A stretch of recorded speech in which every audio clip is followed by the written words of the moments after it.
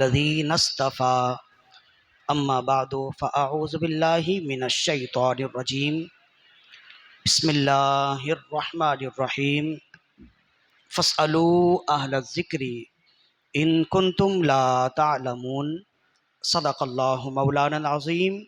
ببركة إن الله وملائكته يصلون على النبي يا أيها الذين آمنوا صلوا عليه وسلموا تسليما اللهم صل على سيدنا ومولانا محمد معدن الجود والكرم وعلى آله وأصحابه وبارك وسلم صلاة وسلاما عليك يا رسول الله صلى الله عليه وآله وسلم فإن من جودك الدنيا وضرتها ومن علومك علم اللوح والقلم دعا إلى الله فالمستمسكون به مستمسكون بحبل غير منفصم مولاي صل وسلم دائما أبدا على حبيبك خير الخلق كلهم فإن من جودك الدنيا وضرتها ومن علومك علم اللوح والقلم دعا إلى الله فالمستمسكون به مستمسكون بحبل غير منفصم مولاي صل وسلم دائما ابدا علی حبیبک خیر الخلق کلہم۔ حمد و صلات کے بعد قبل اس کے کہ گفتگو کا آغاز کیا جائے، ایک مرتبہ اپنے آقا و مولا صلی اللہ علیہ وسلم کی بارگاہ میں انتہائی محبت و خلوص کے ساتھ درود و سلام کے نذرانے پیش کیجیے۔ اللہم صلی علی سیدنا و مولانا محمد طب القلوب و دوائها وعافیت الابدان و شفائها ونور الابصار و ضیائها وروح الارواح و غذائها وعلى آلہ واصحابہ وبارک وسلم صلاۃ و سلام علیک یا رسول اللہ صلی اللہ علیہ وآلہ وسلم۔ اللہ کی دی ہوئی توفیق سے، فقط اس کے فضل و کرم سے ماہ مکرم کے اکثر روزے گزر گئے، اکثر تراویح کے نمازیں اور اکثر پارے گزر گئے۔ اللہ تعالیٰ نے فقط اپنے فضل و کرم سے امن و سلامتی کے ساتھ گزار دیے۔ دعا ہے اس باری الہ سے کہ باقی جو چند روزے ہیں، چند تراویح کی نمازیں ہیں، چند پارے، انہیں بھی اللہ تعالیٰ امن و سلامتی اور صحت و تندرستی کے ساتھ گزار دے۔ اللہ تعالیٰ ہر ایک کو دوائیوں کی محتاجیوں سے، اسپتالوں کے چکروں سے محفوظ فرمائے۔ آج کی یہ خصوصی نشست ہے خلاصہ تفسیر قرآن کی۔ خصوصی نشست اس لیے ہے کہ آج کی اس نشست کو نسبت تین چیزوں سے، ایک تو ہے خلاصہ تفسیر قرآن، ایک نسبت ہے، دوسری نسبت یہ ہے کہ الحمدللہ آج معتکفین اعتکاف میں بیٹھے، آج اعتکاف کا پہلا دن ہے، یہ نسبت ہے، خصوصی نسبت ہے، اور تیسری اس کی خصوصی اور خاص الخاص نسبت یہ ہے کہ آج مولا علی رضی اللہ عنہ کی یوم شہادت ہے۔ تو ماہ رمضان المبارک میں چونکہ مصروفیات بہت زیادہ ہوتی ہیں، بالخصوص جو تراویح کی نماز پڑھانے والے ہیں، بالفعل پڑھانے والے ہیں، ان کے لیے مصروفیات بہت زیادہ ہوتی ہے، وہ وہی جانتے ہیں کہ اس کی مصروفیات کتنی ہوتی ہے۔ لہذا حضرت مولا علی رضی اللہ عنہ کی شان بیان کرنے کے لیے ایک فارغ وقت چاہیے، ایسا وقت چاہیے کہ انسان کھل کر آپ کی ذات پر گفتگو کر سکے، اس لیے کہ مولا علی رضی اللہ عنہ کسی معمولی ہستی کا نام نہیں ہے۔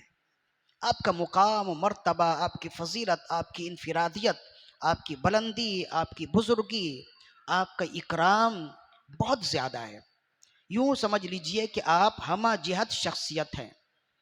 تو ہمہ جہت شخصیت کے لیے ایک چھوٹی سی نشست ناکافی ہے، لیکن چونکہ آج نسبت ہے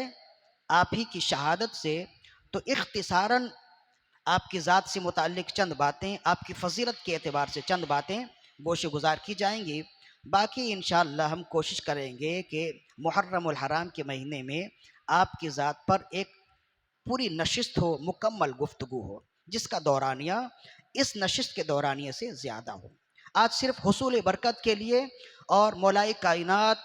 مولا علی رضی اللہ عنہ کی بارگاہ میں اپنی غلامی پیش کرنے کے لیے، اپنی حاضری پیش کرنے کے لیے مختصراً چند جملے ہیں جو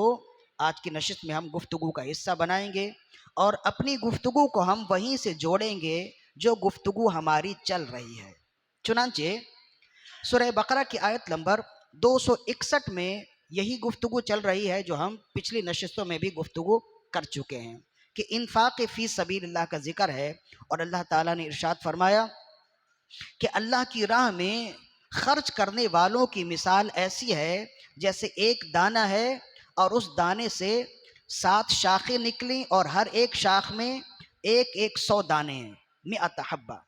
تو 700 گنا تک ہو گیا نا۔ تو فرمائے اللہ کی راہ میں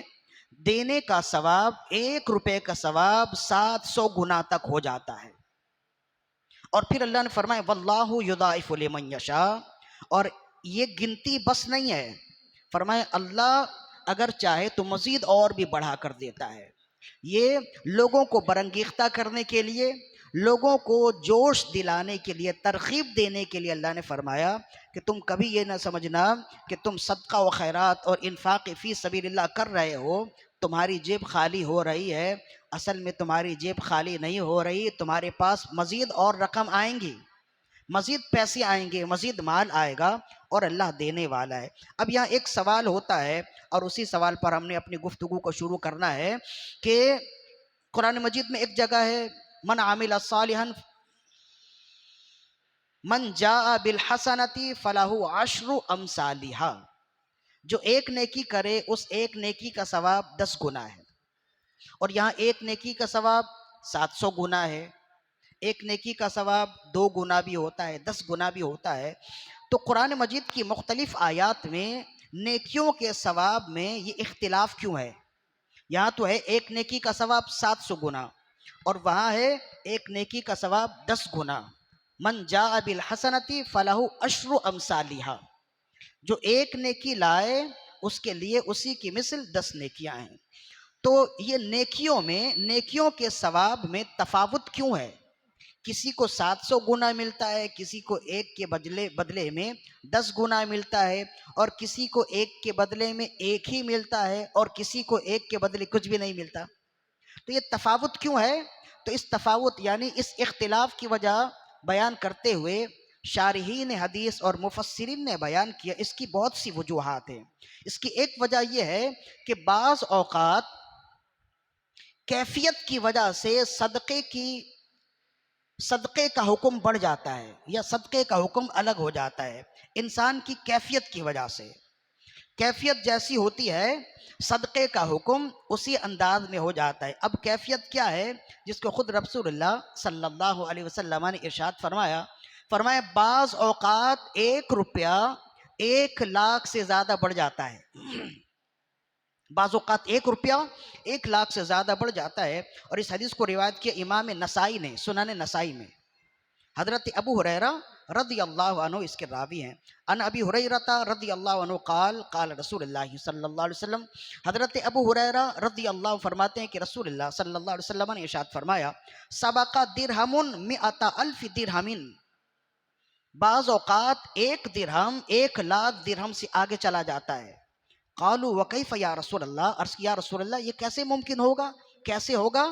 قال، آپ نے فرمایا کان لرجل درہمان تصدق باحدہما وانطلق رجل الى ارض ماله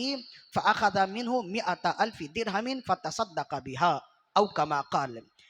اس کا ترجمہ یہ ہے، فرمایا جب آپ نے ارشاد فرمایا کہ بعض اوقات 1 درہم 1 لاکھ درہم سے بڑھ جاتا ہے، قالوا کیفا، تو صحابہ کرام نے عرض کیا رسول اللہ یہ کیسے ہوتا ہے؟ آپ نے فرمایا ایک شخص کے پاس مانگنے والا کوئی آیا اور اس کی جیب میں 2 ہی روپے تھے،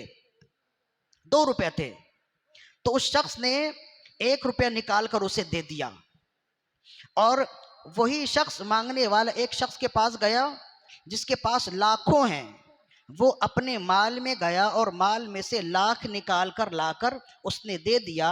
تو فرمایا کہ یہ 1 روپیہ والا 1,00,000 روپے سے زیادہ قیمت پا گیا، 1 روپے والا 1,00,000 روپے سے زیادہ ثواب پا گیا۔ اس کی وجہ یہ ہے کہ جس نے 1,00,000 درہم دیے اس نے اپنے مال کا کچھ دیا، اور جس نے 1 روپیہ دیا اس نے اپنے کل مال کا آدھا دے دیا۔ 2 روپے میں سے 1 روپیہ دے دیا نا، فرمایا جس نے کل مال کا آدھا دیا، ظاہر ہے کہ اس کی تو بڑھوتی زیادہ ہوگی، اس کے لیے ثواب زیادہ ہوگا۔ تو یہ ثواب میں درجہ بندی یا کسی کا ثواب زیادہ ہونا کم ہونا، اس کی ایک وجہ یہ ہوتی ہے کہ انسان کی کیفیت جیسی ہوتی ہے اس کو ایک کے بدلے میں ویسے ہی ثواب ملتا ہے، ایک وجہ۔ اور دوسری وجہ اس کی یہ بیان کی گئی کہ بعض اوقات ایسا ہوتا ہے کہ زبانے کی وجہ سے زمانے کی وجہ سے اعمال کی کیفیت میں تبدیلی آ جاتی ہے اور اعمال کا ثواب بڑھ جاتا ہے۔ بالکل یوں سمجھ لیجئے کہ عام دنوں میں آپ ایک نماز پڑھیں تو ایک نماز کا ثواب ایک ہی ہے، لیکن ابھی ماہ رمضان میں آپ نماز پڑھیں ایک فرض کا ثواب 100 گنا ملے گا۔ تو زمانے کی وجہ سے ہو گیا نا۔ عام دنوں میں اگر آپ نماز پڑھیں گے تو ایک نماز کا ثواب ایک ہی ہوگا، لیکن ماہ رمضان میں اگر آپ نفل پڑھیں گے تو نفل کا ثواب فرض کے برابر ہو جائے گا۔ تو اعمال میں یعنی ثواب میں زیادہ ہونا بعض اوقات کیفیت کی وجہ سے ہوتا ہے جو میں نے بیان کر دیا، اور بعض اوقات زمانے کی وجہ سے، زمانے کے بدلنے کی وجہ سے ثواب میں تبدیلی ہو جاتی ہے۔ دو باتیں ہو گئیں۔ تیسری بات یہ ہے بعض اوقات نسبت کی وجہ سے ثواب میں اضافہ ہو جاتا ہے۔ کسی کی نسبت کسی سے زیادہ ہوتی ہے تو ثواب بھی زیادہ ہے۔ بالکل اس کو بیان کیا جیسے رسول اللہ صلی اللہ علیہ وسلم نے ارشاد فرمایا، میرے صحابہ کو برا نہ کہو اس لیے کہ تم میں سے کوئی احد پہاڑ صدقہ کر دے اور میرے صحابہ میں سے کوئی ایک مٹھی جو خیرات کرے تو تمہارے احد پہاڑ صدقہ کرنے سے بڑھ کر اسے ثواب ملے گا۔ تو ایسا کیوں ہے؟ اس لیے کہ ہماری نسبت وہ نہیں ہے جو صحابہ کی نسبت رسول اللہ سے ہے۔ تو ثواب میں زیادہ ہونا کم ہونا، اس کی 3 وجوہات ہم نے آسانی کے طور پر بیان کر دیے، مزید اور بھی وجوہات ہیں۔ ایک وجہ یہ ہے کہ بعض اوقات کیفیت کی وجہ سے انسان کے ثواب میں اضافہ ہو جاتا ہے، اور بعض اوقات زمان اور مکان کی وجہ سے، زمان اور مکان کی تبدیلی کی وجہ سے ثواب میں اضافہ ہو جاتا ہے، اور بعض اوقات نسبت کی وجہ سے ثواب میں اضافہ ہو جاتا ہے۔ جب یہاں تک سمجھ گئے تو پھر اب آپ یہ سمجھیے کہ امام جلال الدین السیوطی الشافعی رحمہ اللہ نے لکھا جمع الجوامع میں، اور امام سیوطی نے اس کو لیا امام ابن عساکر کی تاریخ دمشق سے، اور امام سیوطی سے متقی ہندی نے لیا کنز العمال میں، اور اس کو روایت کرنے والے حضرت عبید اللہ ہیں، عبید اللہ بن محمد ہیں۔ یہ فرماتے ہیں کہ ایک مرتبہ مولا علی رضی اللہ تعالی وجہہ الکریم کرم اللہ تعالی وجہہ الکریم بازار سے گزر رہے تھے، اور آپ کے ساتھ آپ کا ایک غلام تھا جس کا نام تھا قمبر، قاف نون بے رے، قمبر، اور قاف نقطے والی قاف سے۔ یہ آپ کے ایک خاص غلاموں میں سے ہیں اور ان کا بڑا مقام و مرتبہ ہے حضرت قمبر کا۔ علامہ اقبال نے ان کی شان میں کہا، قطرہ آب وضوء قمبرے خوب تر از خون ناب قیصرے۔ کہا کہ قمبر کے وضو کے پانی کا ایک قطرہ بڑے بڑے بادشاہوں کے خون سے بھی بڑھ کر ہے۔ قمبر کے وضو کے ایک قطرے کی فضیلت بادشاہوں کے خون سے بھی زیادہ ہے۔ قطرہ آب وضو قمبرے خوب تر از خون ناب قیصرے، بڑا مقام و مرتبہ پایا۔ میں نے ان کی قبر کی زیارت کی ہے اور ان کی قبر سے ایک مٹکے سے تھوڑا سا پانی بھی پیا ہے۔ اب آپ یہ مت پوچھیے گا کہ کیسے زیارت کی، وہ زیارتیں ہم گھومتے رہتے ہیں، ہم اب آوارے لوگ ہیں، کبھی کربلا معلیٰ چلے جاتے ہیں اور کبھی اس طرح کے مزارات میں حاضری ہو جاتی ہے۔ اللہ تعالیٰ آپ کو بھی اس طرح کی آوارگی نصیب کرے۔ تو حضرت قمبر رضی اللہ عنہ یہ مولا علی رضی اللہ عنہ کے غلام ہیں، تو فرماتے یہ بھی آپ کے ساتھ تھے۔ چلتے ہوئے راستے میں ایک سائل ملا، ضرورت مند ملا، اور اس نے کہا، اے علی آپ تو بڑے دیالو ہیں، سخیوں کے سردار ہیں، لہذا میں ضرورت مند ہوں، مجھے کچھ عطا کیجئے، مجھے کچھ دیجئے۔ مولا علی رضی اللہ عنہ نے، آپ اس کو جانتے تو نہیں تھے لیکن آپ نے نور بصیرت سے، نور ایمان سے جان لیا کہ یہ ضرورت مند ہے، ورنہ ہر ایک سائل کو دینا ضروری بھی نہیں ہے، اور بسا اوقات سائل کو دینا گناہ کا باعث بھی ہو جاتا ہے۔ اگر وہ ضرورت مند نہیں ہوا اور آپ نے اسے دے کر اس کی عادت خراب کر دی تو آپ گناہ گار ہو جائیں گے۔ اس لیے دیتے ہوئے یہ مت سوچا کریں کہ بس چلو ضرورت مند ہے اور ہم نے دے دیا، یہ بھی دیکھنا ضروری ہے کہ آپ اسے دے کر اس کی مدد کر رہے ہیں یا بھیک مانگنے پر اس کی عادت پختہ کر رہے ہیں۔ تو مولا علی رضی اللہ عنہ، آپ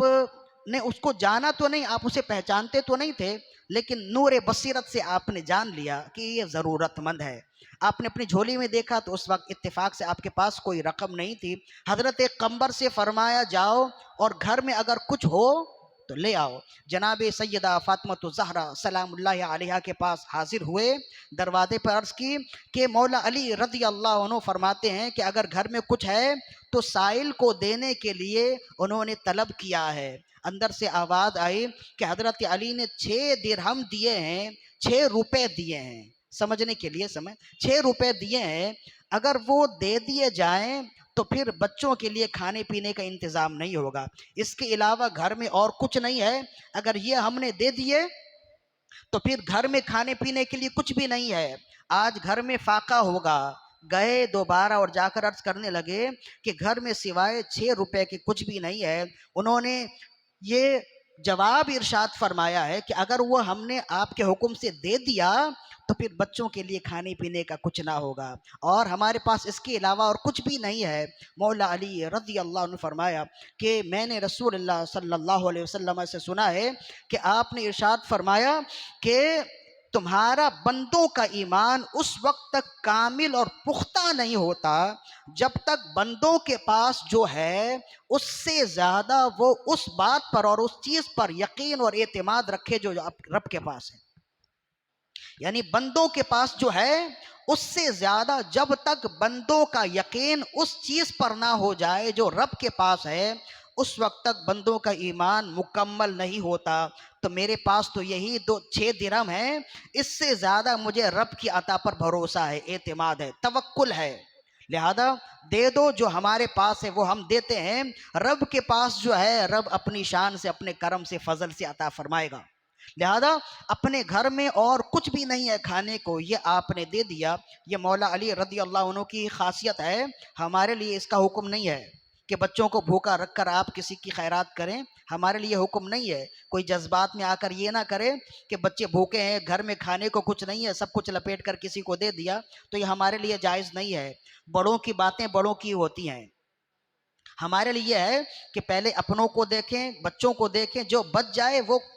اللہ کی راہ میں خیرات کریں، یہ ہمارے لیے، چونکہ ہم عام ہیں نا، تو عام لوگوں کے لیے عام حکم ہے اور خاص لوگوں کے لیے خاص حکم ہوتا ہے۔ تو جیسے حضرت صدیق اکبر رضی اللہ عنہ نے اپنا سارا مال لپیٹ کر رسول اللہ کی بارگاہ میں پیش کر دیا نا، تو یہ ہمارے لیے جائز نہیں ہے کہ ہم کہیں ہم بھی تو صدیقی ہیں، ہم بھی تو ان کے ماننے والے ہیں۔ تو جب اعلان ہوا کہ اللہ کے گھر کے لیے ضرورت ہے، جامع مسجد بیت المعظم کے لیے کسی چیز کی ضرورت ہے، آپ اپنے گھر سے سارا کیل کانٹا جمع کر کر لا کر آپ رکھ دیں، تو یہ آپ کے لیے جائز نہیں ہوگا، آپ گناہ گار ہوں گے، وہ ان کے لیے ہے۔ ایثار اور اس طرح کی سخاوت بڑوں کے لیے ہوتی ہے، ہمارے لیے نہیں ہوتی ہے۔ ہمارے لیے جو حکم ہے وہ ہم نے بتا دیا، مزید اس پر گفتگو آگے نشستوں میں، آگے اگلی منزلوں میں ہوگی۔ تو کہتے ہیں کہ مولا علی رضی اللہ عنہ نے اپنے گھر میں جو بھی کچھ تھا، وہی 6 روپے تھے، وہ لے جا کر آپ نے وہ منگوائے اور آپ نے اس سائل کو دے دیے۔ وہ سائل خوشی خوشی چلا گیا، اور آپ کو اپنے رب پر بھروسہ ہے، رب پر اعتماد ہے، لہذا کچھ ہی دور گئے آپ کو ایک اونٹنی نظر آئی، انتہائی عمدہ اور خوبصورت اور اعلیٰ نسل کی ہے، اور ایک شخص وہ اونٹنی لے کر چل رہا ہے اور کہہ رہا ہے کوئی خریدے گا یہ اونٹنی، کوئی خریدے گا یہ اونٹنی۔ تو چلتے چلتے وہ مولا علی رضی اللہ عنہ کی بارگاہ میں آیا، آپ کے قریب آیا اور آ کر کہنے لگا کہ اے علی، میں چاہتا ہوں کہ یہ اونٹنی بھی اعلیٰ نسل کی ہے اور آپ بھی ماشاءاللہ بہت ہی اعلیٰ ہیں، عظمتوں والے ہیں، تو یہ اونٹنی چونکہ بڑی اچھی ہے، لہذا میں چاہتا ہوں کہ آپ ہی کی بارگاہ میں یہ اونٹنی آئے، آپ ہی اسے خریدیں۔ یہ میری دلی خواہش ہے، یہ میری طبیعت ہے، میری خواہش ہے کہ آپ ہی اسے طلب فرما لیں، خرید لیں۔ مولا علی رضی اللہ عنہ فرمایا میرے پاس تو ابھی ہے نہیں، ایسا تو کچھ بھی نہیں ہے۔ تو اب وہ کہنے لگا کہ اے علی رضی اللہ عنہ، مجھے آپ پر اعتماد ہے، بھروسہ ہے، آپ اسے خرید لیں، جب آپ کے پاس رقم آ جائے آپ دے دیجئے گا۔ تو کہتے ہیں جب مولا علی رضی اللہ عنہ نے اس کی محبت دیکھی، وارفتگی دیکھی، اور اس کا آپ پر اعتماد دیکھا، آپ نے فرمایا ٹھیک ہے میں خریدتا ہوں۔ آپ نے اونٹنی کی نکیل لے لی اور اس نے کہا 140 درہم میں آپ کو بیچتا ہوں۔ آپ نے فرمایا جب پیسے آئیں تمہیں لوٹا دیے جائیں گے۔ تو آپ نے فرمایا میں تو تمہیں جانتا نہیں، تمہارا گھر نہیں جانتا، تمہارا مقام نہیں جانتا، رقم اگر مل جائے تو کہاں لوٹاؤں؟ اس نے کہا آپ کو میرے پیچھے آنے کی ضرورت نہیں ہے، انشاءاللہ جب رقم آئے تو میں خود آ جاؤں گا، میں خود ہی آپ کو تلاش کر لوں گا، آپ کو زحمت اٹھانے کی ضرورت نہیں ہوگی۔ لہذا کہتے ہیں مولا علی رضی اللہ عنہ اس اونٹنی کی نکیل تھامے ہوئے اب واپس اپنے گھر کی طرف آ رہے ہیں۔ راستے میں ایک اور تاجر ملا،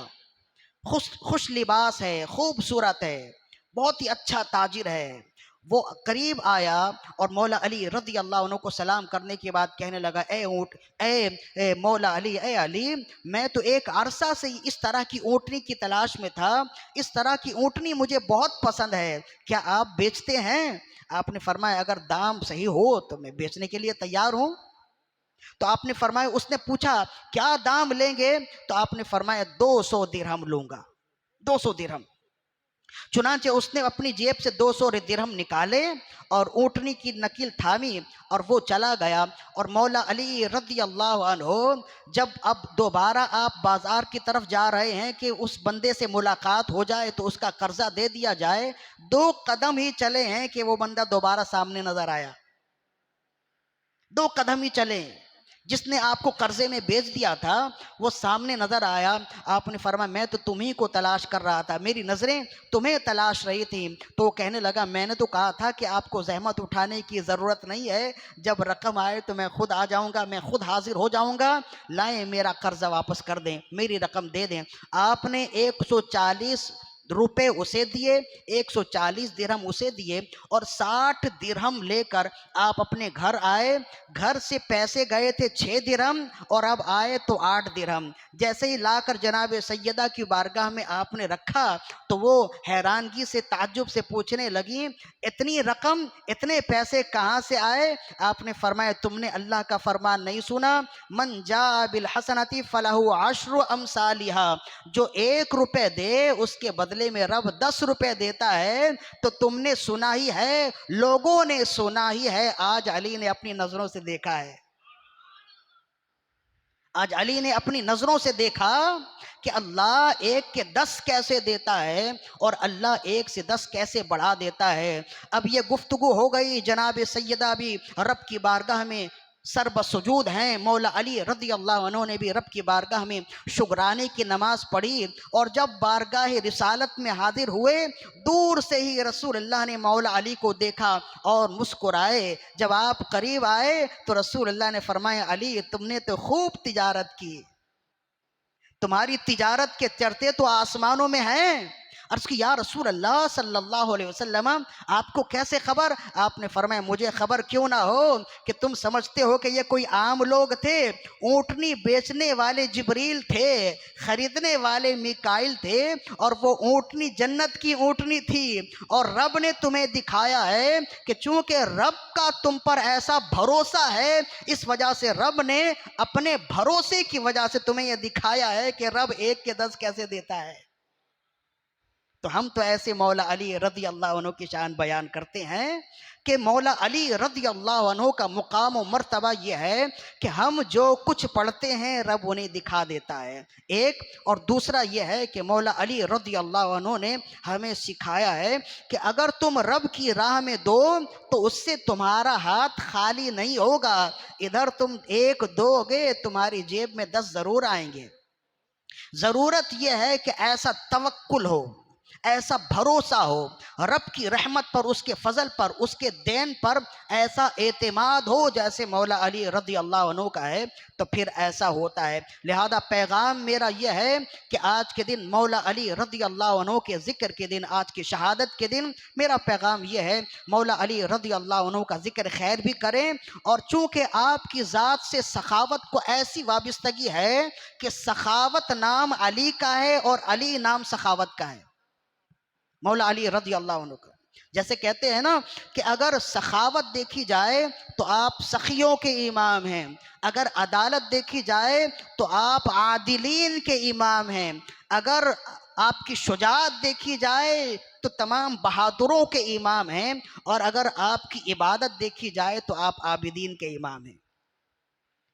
آپ کسی بھی مرحلے میں، کسی بھی چیز میں کسی سے پیچھے نہیں ہیں، اور اہل سنت و جماعت کا یہ عقیدہ ہے کہ مولا علی رضی اللہ عنہ ہمارے سروں کے تاج ہیں، اور ہم کیوں نہ آپ کو اپنے سروں کا تاج سمجھیں جب رسول اللہ صلی اللہ علیہ وسلم نے فرمایا علی تم مجھ سے ہو اور میں تم سے ہوں۔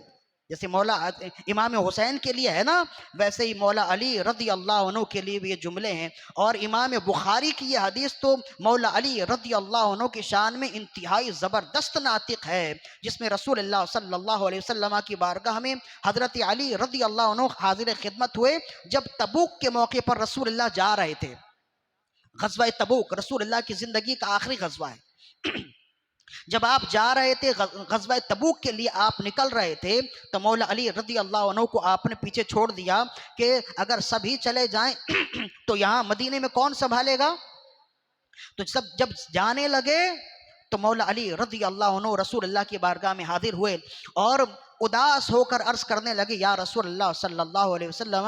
آپ سب جا رہے ہیں اور مجھے آپ نے عورتوں اور بچوں میں چھوڑ دیا ہے، یا رسول اللہ مجھے بھی ساتھ لے چلیے۔ تو اس وقت رسول اللہ نے فرمایا کہ اے علی، تم یہ نہ سمجھنا کہ میں نے تمہیں عورتوں اور بچوں میں چھوڑ دیا ہے، میں نے تمہیں اسی مقام پر چھوڑا ہے جس مقام پر موسیٰ نے اپنے بھائی ہارون کو چھوڑا تھا۔